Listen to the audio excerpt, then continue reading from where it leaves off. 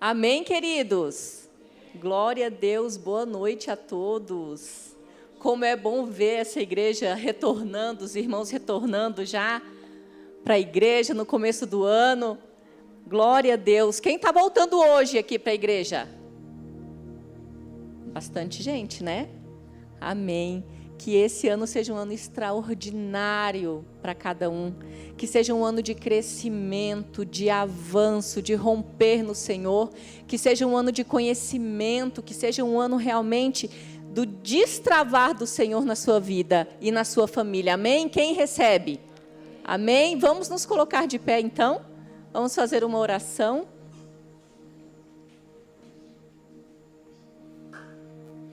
Aleluia, Senhor, nós te louvamos, nós te bendizemos, nós te adoramos, por mais esta oportunidade de estarmos aqui na Tua presença, por mais esta oportunidade de estarmos em comunhão com os nossos irmãos, recebermos a Tua palavra, adorarmos ao Senhor. Pai, obrigada porque nós poderíamos estar em qualquer lugar esta noite. Nós poderíamos escolher começar o nosso ano em qualquer lugar, mas nós decidimos estar aqui porque nós ouvimos a voz do Teu Espírito Santo e decidimos obedecer. Pai, em nome de Jesus, nós abrimos o nosso coração agora para receber a Tua palavra. Nós abrimos o nosso entendimento para receber a revelação dos céus. Espírito Santo, tens liberdade em nosso meio. Espírito Santo, tens liberdade em nossos corações. Fale conosco. Nós queremos ouvir a Tua voz. Nós desejamos ouvir a Tua voz esta noite. Espírito Santo, em nome de Jesus. Amém. Amém, queridos. Podem se assentar. Eu quero falar sobre algo hoje, que é algo que eu tenho vivido na pele, eu tenho experimentado no Senhor. E às vezes eu tento fugir desse assunto, mas o Senhor me traz para Ele de novo, porque o Senhor quer que eu ainda mergulhe mais, que eu ainda aprenda mais.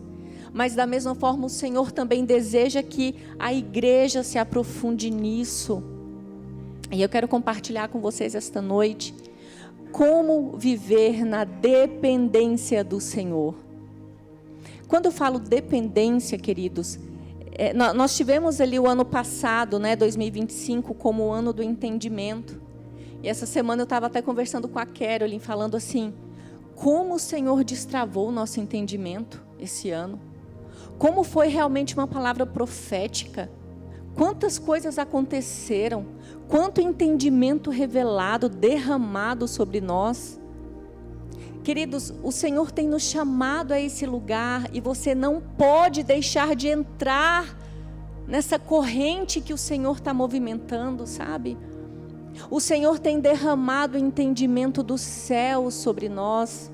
E às vezes você fica tão preso nas suas questões, nos seus problemas, nas suas dificuldades, no seu mundo, em tudo que você está vivendo, tudo que está acontecendo ao seu redor, e você está deixando de receber a revelação do entendimento que o Senhor tem derramado sobre você. E eu tenho aprendido isso na minha caminhada com o Senhor, que tudo que o Senhor nos permite viver, tudo que o Senhor permite que aconteça em nossa vida tem o objetivo de revelar a nós o entendimento. E esse ano nós estamos caminhando para o ano do conhecimento. O conhecimento nada mais é que o entendimento sendo aplicado. O conhecimento ele vai ser o resultado do entendimento que nós tivemos. Se a gente acha que nós tivemos muitas revelações, muitas direções o ano passado, esse ano será um ano de consolidar tudo isso. Esse é o ano que o Senhor vai assentar em nosso entendimento aquilo que Ele começou a consolidar. Vocês estão entendendo? Sabe por que eu falo isso? Porque na hora do vendaval, na hora que as coisas acontecem, você não consegue ter a compreensão necessária. Você até entende. Eu entendo por que essa situação aconteceu, eu entendo por que isso está acontecendo comigo. Mas o conhecimento que vai transformar a sua vida de fato, ele vem depois que as coisas passam. Ele vem quando o Espírito Santo começa a trabalhar com você naquela situação. Até chegar a um ponto de você falar, agora sim. Eu não só entendi, mas agora eu conheço profundamente aquilo que o Senhor desejava para a minha vida. Agora eu amadureci nessa determinada área. Agora eu cresci o suficiente. Amém? E é sobre isso que eu quero falar com vocês, porque viver na dependência do Senhor, querido, nos exige conhecimento. Viver na dependência do Senhor, a gente tem um entendimento de que a nossa vida está nas mãos dEle, que nós dependemos dEle, nós temos esse entendimento. Mas o conhecimento revelado, ele só vai vir quando a gente realmente vive na pele. E a gente realmente vive aquele processo e tem que depender dEle. Quando você não tem mais nenhuma opção, aí sim você começa a entender o que é a dependência. Você começa a conhecer de fato. Amém? Lá em Salmos 23, diz assim, versículo 1.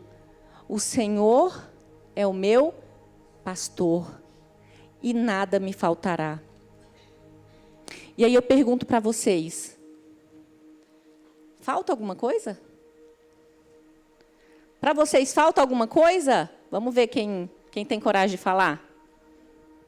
Para vocês falta alguma coisa? Ou é só para mim que falta?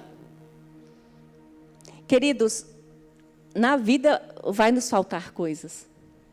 Na vida nos falta dinheiro. Na vida nos falta compreensão, muitas vezes. Na vida nos falta verdade, muitas vezes. Na vida nos falta amigos. Na vida nos falta acolhimento, muitas vezes. Se na vida nos falta, a gente tem um problema. Ou esse salmo foi escrito errado, ou o Senhor não é o meu pastor. Porque está falando que se o Senhor é o meu pastor, nada me falta. Mas eu quero quebrar esse paradigma para você aqui hoje, falando que o original desse mesmo versículo, ele não diz a palavra nada. Ele diz a palavra lo, que no hebraico é traduzido como não. Então, no original ele é, o Senhor é o meu pastor e não me faltará. Quem que não vai te faltar? Amém? Você consegue compreender isso? Porque na sua vida vai faltar sim muitas coisas. Na minha vida faltam muitas coisas. Mas, querido, pode faltar tudo. A única coisa que não pode faltar, a única presença que não pode faltar, é a presença do Senhor.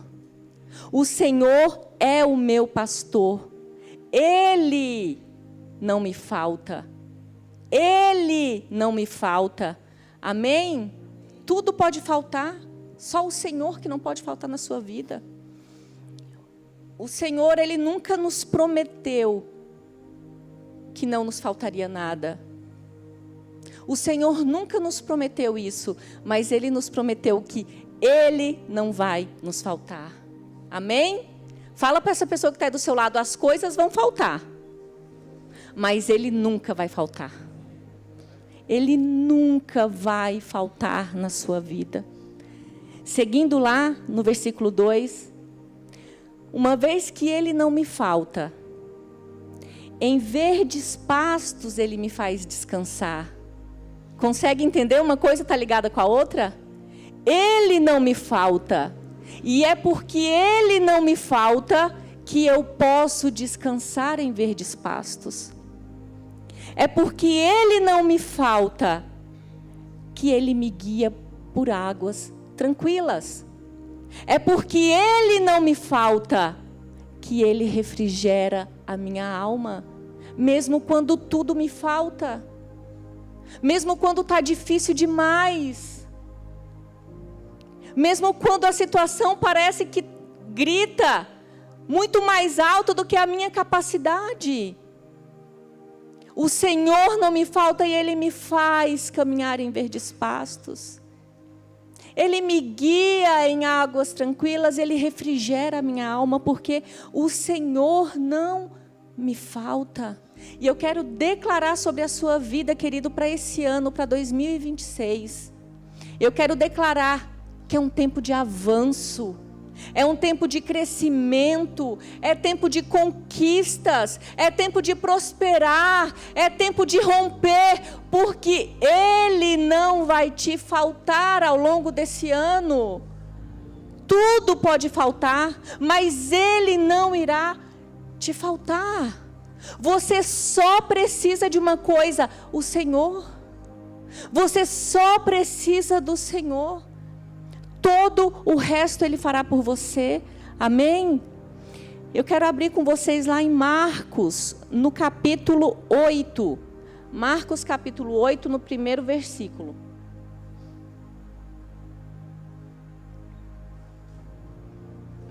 Aleluia, Senhor, nós cremos que o Senhor não nos faltará.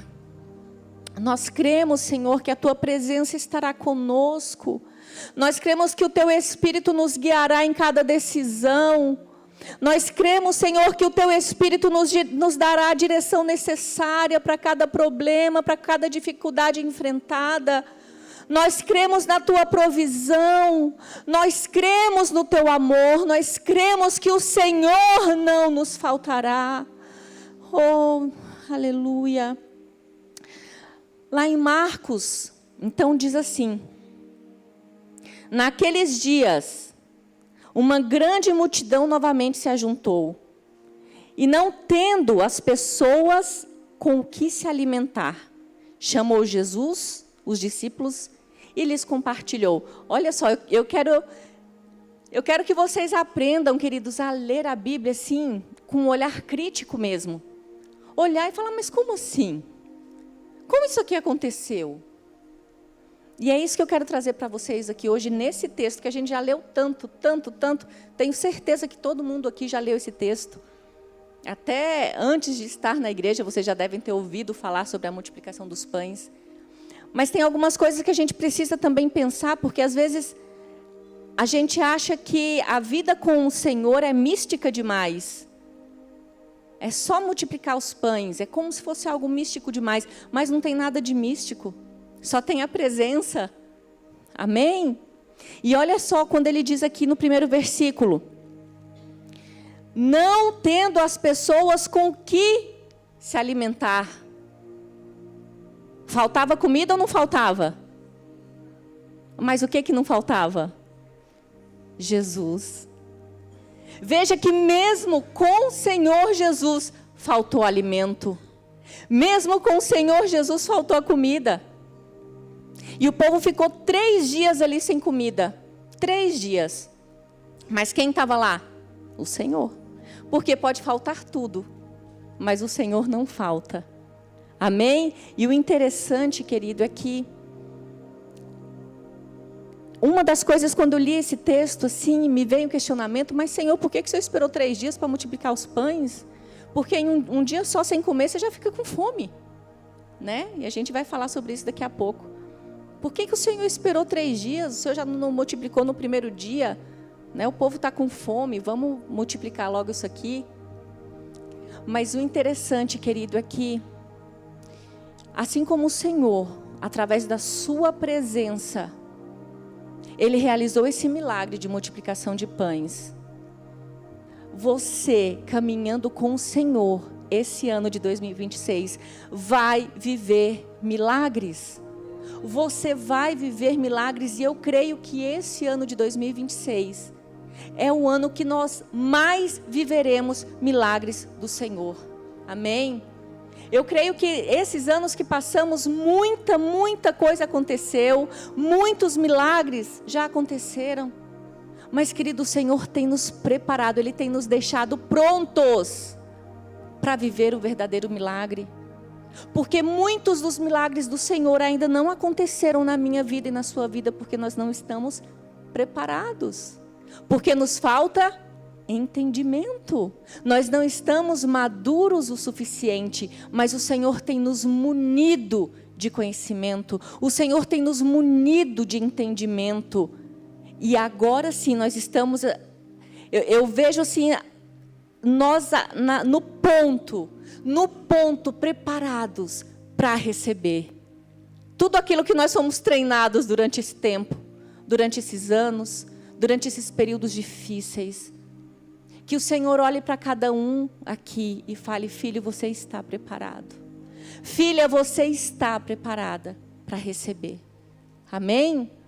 E aqui, no versículo 2, o Senhor disse: eu tenho compaixão dessa multidão. Já se passaram 3 dias que estão comigo e não tenho o que comer. Se eu os enviar de volta para suas casas em jejum, eles vão desfalecer no caminho, pois alguns deles vieram de longe. Olha que interessante, o Senhor Jesus, ele se preocupou com o povo desfalecer pelo caminho, porque os 3 dias que o povo ficou com ele sem comer, ele estava lá. O povo não desfalece. Você pode passar fome, mas você não desfalece com o Senhor. A preocupação, a compaixão de Jesus não foi simplesmente com o povo, com o fato do povo estar sem comer na presença dele. Mas Jesus se compadeceu porque o povo iria caminhar, iria sair da sua presença. Aí sim esse povo poderia se desfalecer. Queridos, muitas vezes nós não recebemos os milagres que o Senhor tem para as nossas vidas. As coisas que o Senhor já preparou para nós, muitas vezes elas ainda não aconteceram, simplesmente porque nós estamos na posição de pedintes, simplesmente porque nós estamos ocupando a nossa posição errada. O Senhor não aprova um comportamento de pedinte. O que o Senhor espera de nós é que tenhamos um comportamento de filhos que sabem que tem uma herança. Você consegue entender isso? Porque um filho não precisa pedir para o pai para abrir a geladeira de casa. O filho não tem que suplicar para o pai, para falar: pai, eu estou com fome, eu posso comer esse bolo? Por favor. Quando o filho já é adulto, que sai de casa, ele chega na casa da mãe, se ele entra e vê um bolo na mesa da cozinha, ele já vai com tudo e já pega aquele bolo e já vai partindo. Não se preocupa de pegar um prato para não fazer sujeira na casa da mãe. É assim ou não é? Uns que eu conheço é assim. Você está em casa e sabe o que acontece com o filho que saiu de casa e que volta para casa? Ele vem para a casa dos pais e ele volta a ter direitos. Sabe a questão que você precisa entender como filho do Senhor hoje e sair dessa posição de pedinte? Você precisa entender que como filho você tem direito. Você tem direitos como filho. Como filho você tem direito à proteção dos seus pais. Enquanto você for criança, menor de idade, os seus pais são obrigados a te protegerem, a te darem comida, alimento, a te darem roupa, a te darem banho, a te darem educação. Os seus pais são obrigados, você tem direito. Quando os seus pais falecem, você também tem direito à herança. Você tem direito, e como filhos do Senhor, como filhos de Deus, muitas vezes nós estamos nos comportando como pedintes. Enquanto o Senhor olha e fala assim: ei, é seu direito. Você entende que você não tem que pedir por um lar, por um casamento próspero. É seu direito. Você não tem que pedir pela provisão na sua casa. É seu direito. Você não tem que pedir para que os seus filhos sejam salvos, ou para que os seus filhos sejam livres das drogas. É seu direito. Porque você é filho de quem? Sabe o que está impedindo você de prosperar, querido, de avançar nos milagres do Senhor? O que tem impedido você de viver com propriedade aquilo que o Senhor sonhou para você? É porque você fica rodando em círculos, vivendo como pedintes, e não exercendo o seu direito como filhos. Como filhos você tem direito, como filhos você exige, como filhos você fala. E as coisas acontecem, porque é direito. Você não tem que pedir nada, você tem que ordenar. Você ordena dentro da sua casa. Você ordena paz dentro da sua casa. Você ordena prosperidade dentro da sua empresa. Você ordena paz na vida dos seus filhos. Amém? Vamos sair dessa posição de pedintes, de coitados. Vamos viver o nosso direito como filhos. Nós que somos filhos, nós temos direito. A gente não tem uma opção de viver ou não a vontade de Deus, é o nosso direito. Amém? Eu quero muito que você internalize isso. Eu quero muito que você entenda essa palavra. Porque quando o Senhor ministrou isso ao meu coração, querido, eu me derramei chorando. Eu falei, Senhor, e eu aqui pedindo. O Senhor está cansado dessas narrativas, de que não acontecem, de que eu estou com medo, de que eu queria mais, de que as coisas não estão funcionando do jeito que eu queria. Precisamos mudar o nosso ponto de vista, precisamos mudar a nossa narrativa, de uma narrativa rasa, de que me faltam, de que Senhor faça por mim, Senhor eu preciso, Senhor isso, Senhor aquilo, para aquela narrativa de que é meu direito. As coisas vão acontecer assim porque é meu direito. É isso que o Senhor espera. Você foi chamado para governar acima de todas as circunstâncias. Quando o Senhor criou o homem, Ele criou o homem com essa intenção: dominar a terra. E hoje, como filhos de Deus, salvos, cheios do Espírito Santo, vocês são chamados a governar. Vocês são chamados a governar sobre as circunstâncias, sobre o trabalho, sobre a empresa, sobre a vida dos seus filhos. O Senhor deseja que você governe. Só que quando o homem caiu, o homem perdeu essa natureza de governo. Para o homem, governar precisa ser natural. Mas uma vez que nós perdemos isso, nós precisamos reaprender. Porque é fácil governar sobre as circunstâncias, gente? Me ajuda. É fácil? Nem um pouco. Porque já não é mais natural, está na nossa natureza, sim. Mas não é mais natural para nós. Então, a partir de agora, a gente precisa reaprender a governar. Porque eu já me esqueci. O Senhor me fez assim. E quando a gente corrige os nossos filhos, é porque eles nasceram governando. Quando a gente precisa corrigir o nosso filho, é porque ele já nasce assim: ei, eu quero isso aqui, é meu direito. Eu quero. Você vai com ele no mercado, ele se joga no chão porque ele quer aquele chocolate. Ele quer, eu quero o brinquedo, eu quero. Por quê? Porque ele é governante. Ele nasceu governante. O sangue de governante já corre naquelas veias. Aí você casa e você fala assim: amor, pega para mim, estende a roupa para mim. Ah, não, eu não vou. De novo, por que você não estende? É o governante falando, gente. É o governante. Por que a gente tem tanta dificuldade de escutar uma ordem de alguém? Porque nós somos governantes. E por ser governantes, nós acabamos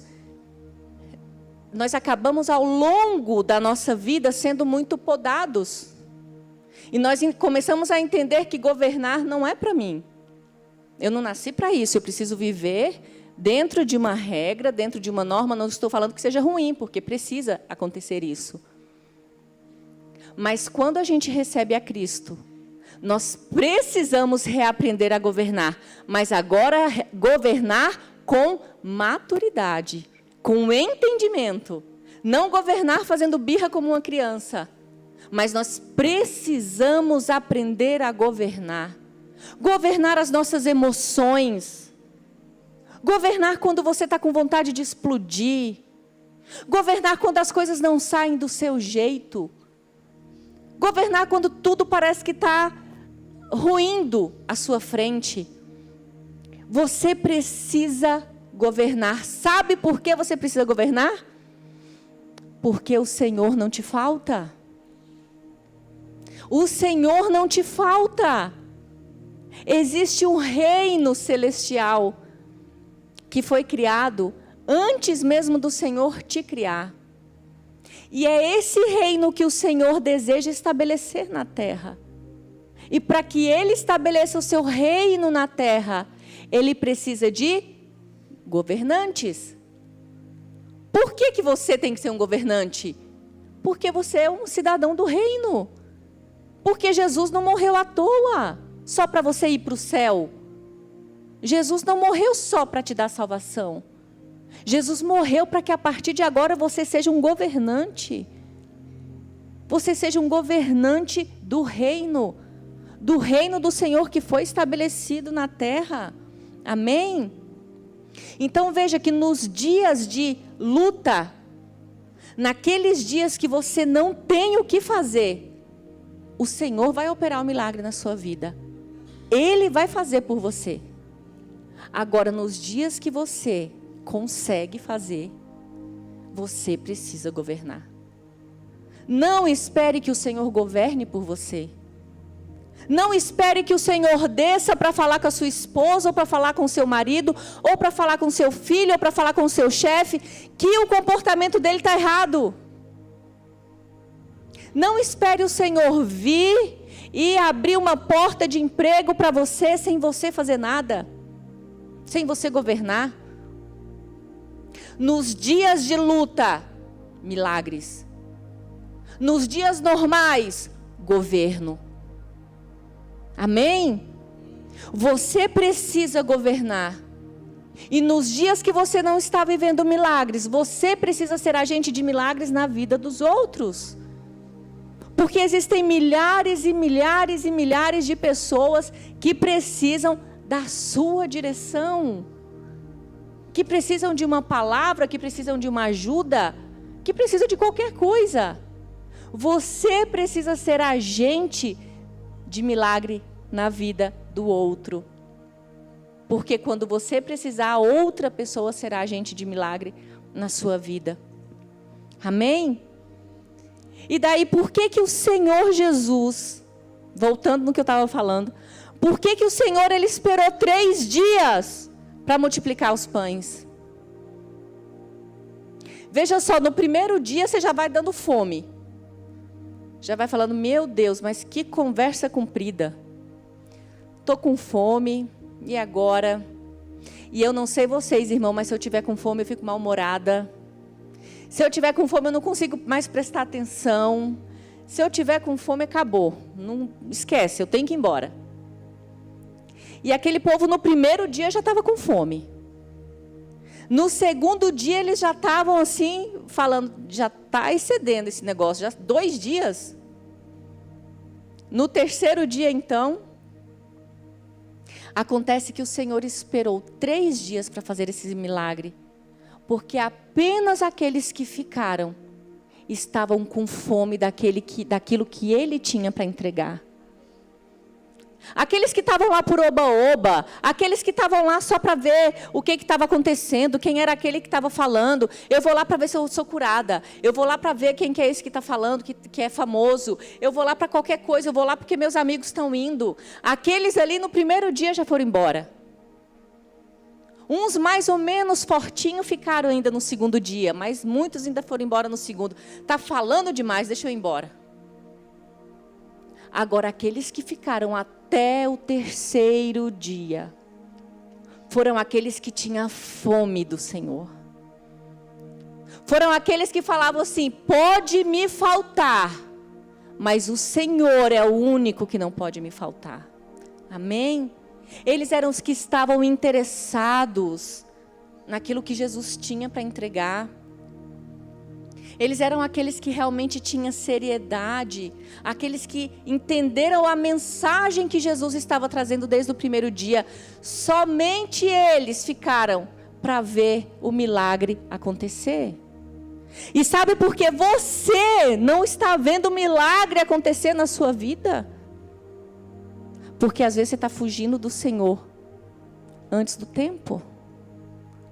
Não é hora de fugir da situação e você está fugindo. Não é hora. Ou não é a forma correta. E você está fugindo. Sabe como que você faz isso? Quando você foge do Senhor. Quando você não busca o Senhor. Quando você não quer mais orar, ler a Bíblia.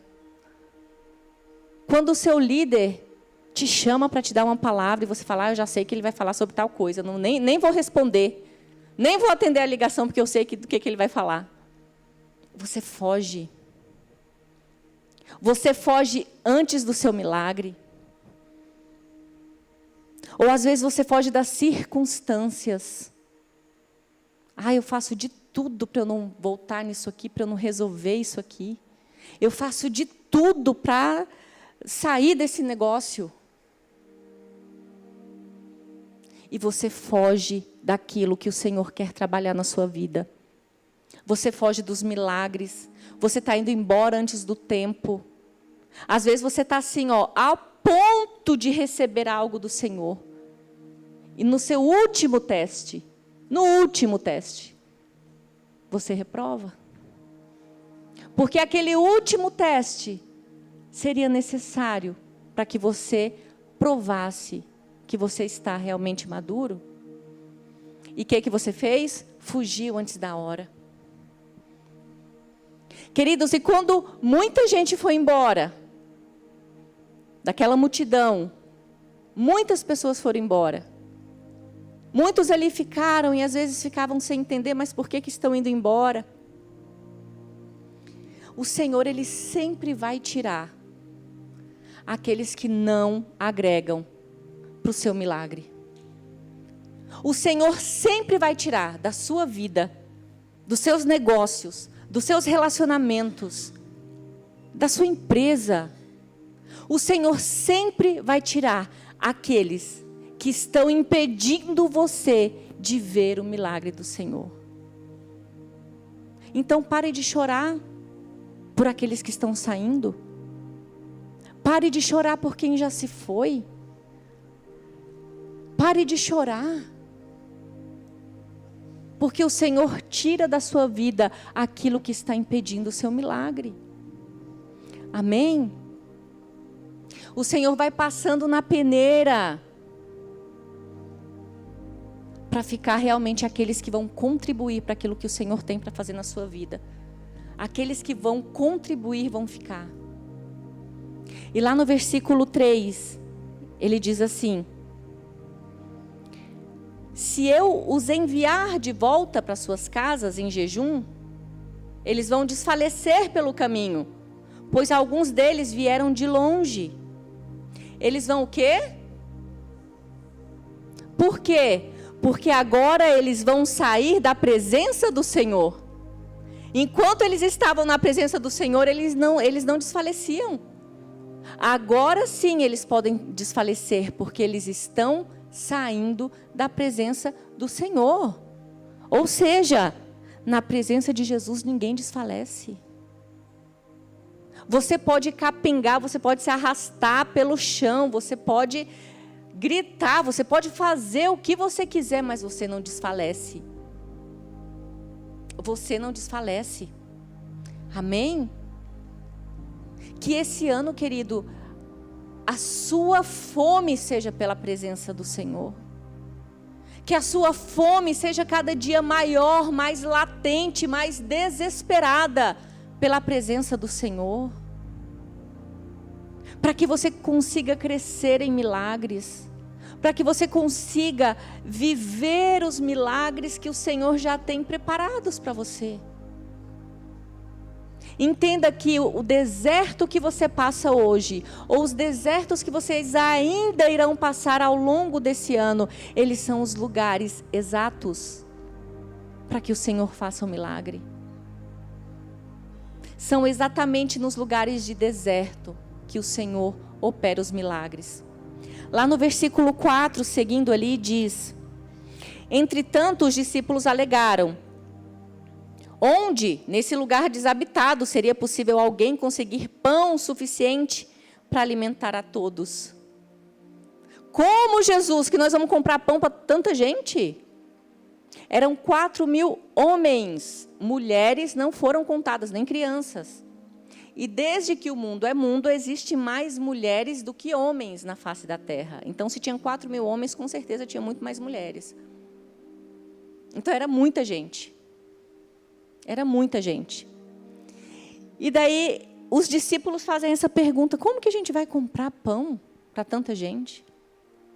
Ninguém tem resposta para o milagre que o Senhor vai operar na sua vida. Ninguém tem resposta. Nem você, nem seu marido, nem sua esposa, nem seu pastor, nem o seu líder. Ninguém tem resposta.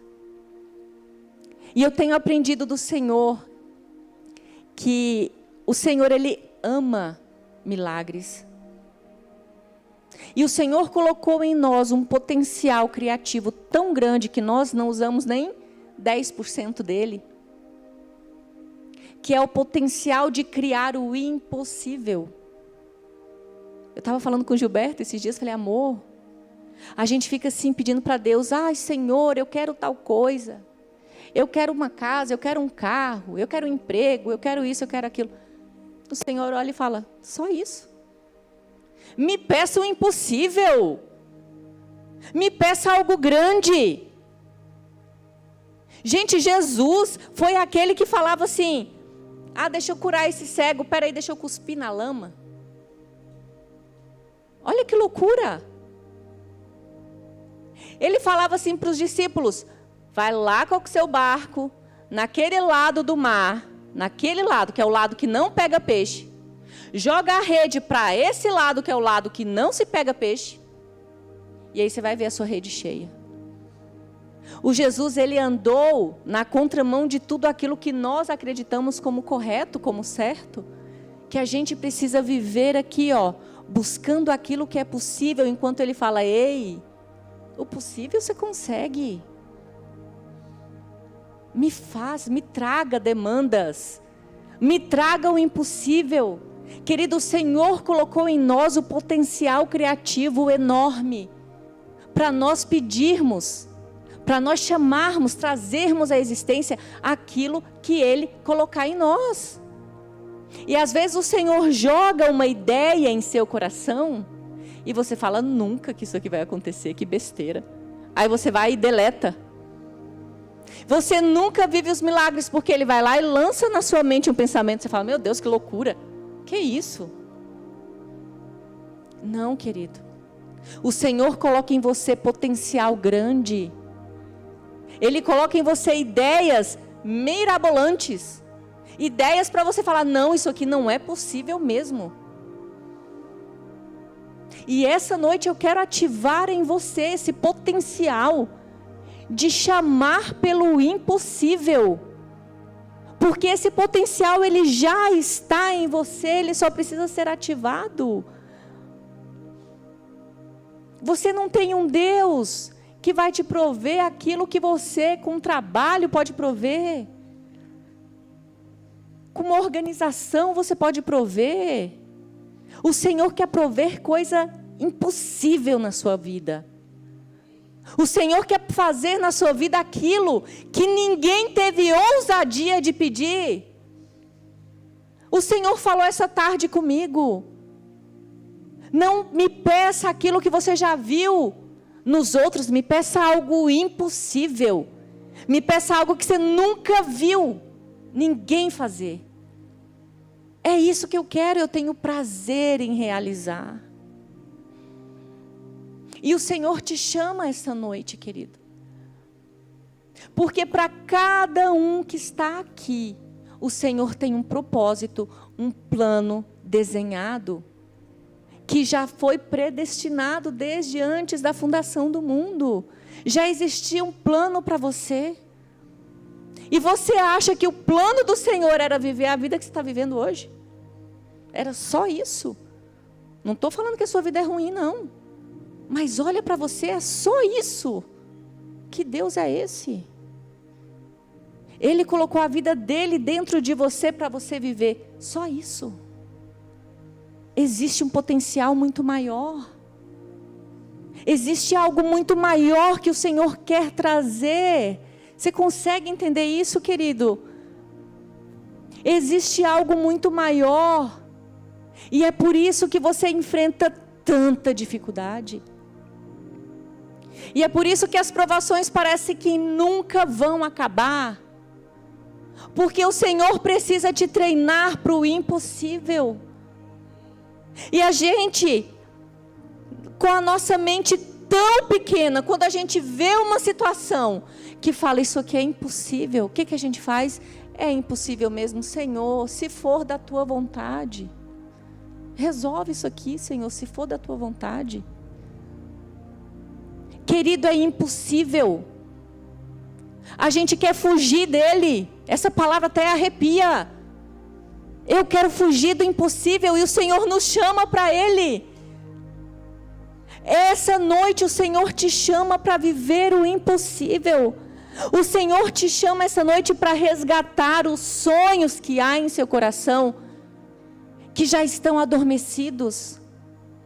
O Senhor te chama essa noite para resgatar em sua mente promessas antigas que Ele te fez. E que você viu que não ia acontecer mesmo, você deixou guardado na gaveta. O Senhor te chama esta noite para viver o impossível. Para viver a vontade dEle. A vontade do Senhor para você é que você viva o extraordinário. E às vezes você fala assim, Senhor, como que o Senhor vai fazer isso? Não se preocupe com isso, querido. Se preocupe em ser filho. Se preocupe em utilizar os seus direitos como filho. Se preocupe em abrir a sua boca e chamar à existência aquilo que não existe. E quanto mais você chama a existência, mais parece que aquilo não vai acontecer. Parece que quanto mais eu oro, mais difícil a situação fica. Quanto mais eu chamo a existência, eu não estou vendo que não está acontecendo nada de diferente. É aí que o Senhor quer trabalhar. É nesse lugar que o Senhor quer trabalhar. É no lugar do impossível. Querido, a gente precisa entender, já para encerrar, a gente precisa entender que o Senhor, antes dele criar a terra e o homem, o Senhor já tinha o seu governo estabelecido nos céus. Governo é o reino. Reino é governo. Então ele criou o céu, ele criou a terra e colocou o homem, para que na terra haja a expansão do reino dos céus. Quando a gente vive na terra, sem trazer o reino dos céus para a terra, nós não estamos vivendo sequer aquilo que o Senhor nos chamou para viver. E às vezes a gente canta, que se abra os céus, que o seu reino vem. É assim? É assim? Acho que é, né? E a gente fala que vem o seu reino. Que vem o seu reino. Mas a gente vive no reino desse mundo. Que vem o seu reino. Jesus nos ensinou a orar. Jesus disse, quando vocês forem orar, orem assim. Pai nosso que estais no céu, santificado seja o teu santo nome. Venha a nós o teu reino. Seja feita a tua vontade na terra, assim como ela é feita no céu. No céu há escassez. Por que tem que haver na terra? No céu há doença. Por que tem que haver na terra?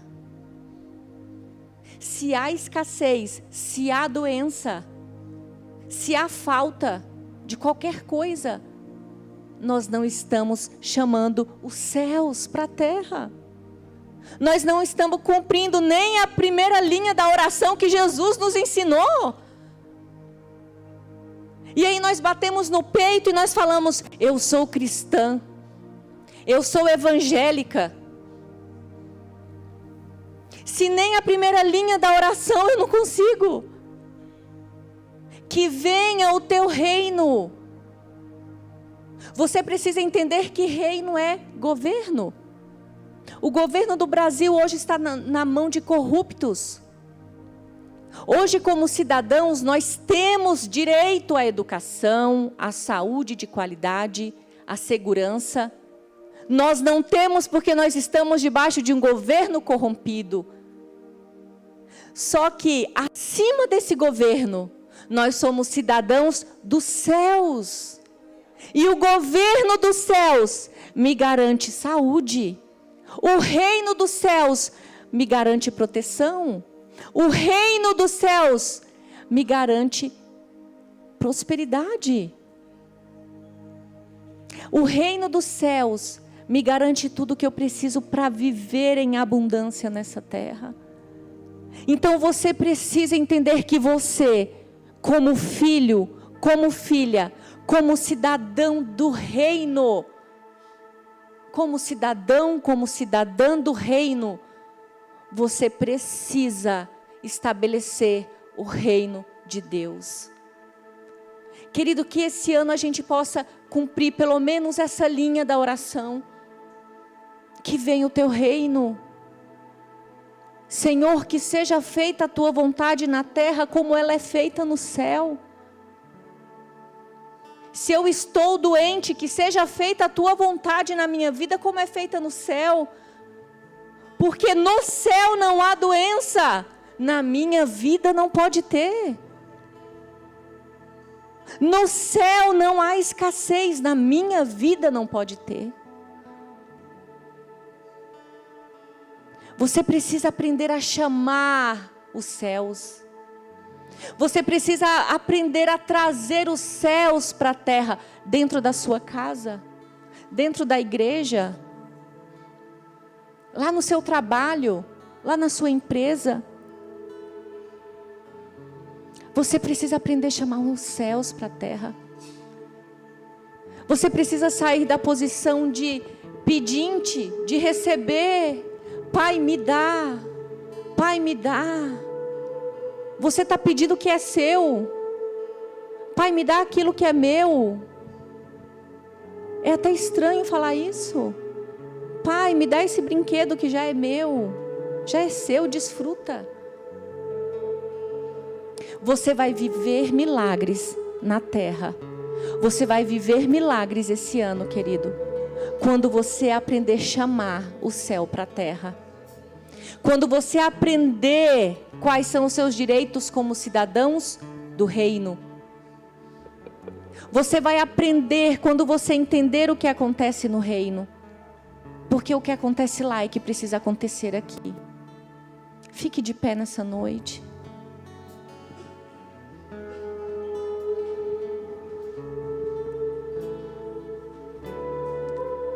Feche os seus olhos. E peça ao Senhor, querido, esta noite que Ele te mostre como trazer o céu para a terra. Olhe para a sua vida agora, para todas as áreas da sua vida. Onde na sua vida não está sendo manifestado os céus? Em que área? É na sua saúde? No seu casamento? Na vida dos seus filhos? Na sua empresa? onde os céus não estão sendo manifestados na sua vida.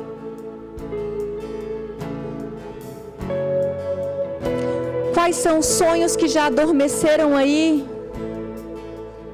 Quais são os sonhos que o Senhor já colocou no seu coração e você falou: isso é grande demais. O Senhor quer resgatar isso.